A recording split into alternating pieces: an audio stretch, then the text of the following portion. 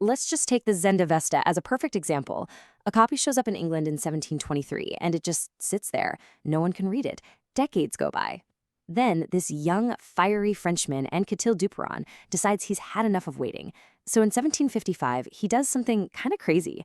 He signs up as a regular soldier just to get a boat to India. After years of hardship, of adventure, of trying to convince skeptical priests to teach him, he comes back to Paris with the whole shebang, the entire Zend-Avesta.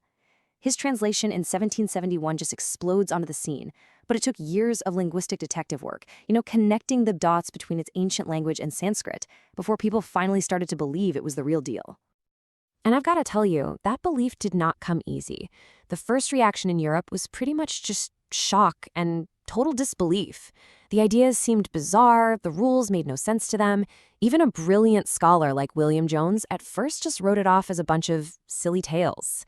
It was this massive culture shock, as the very orderly, rational world of 18th century Europe was suddenly staring into this ancient, profoundly different way of seeing the universe.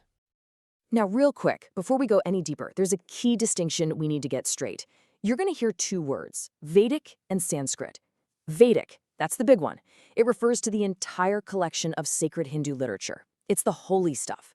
Sanskrit, on the other hand, usually refers to the later, more worldly literature. So think of it as the difference between, say, the Bible and, well, everything else written in the same culture.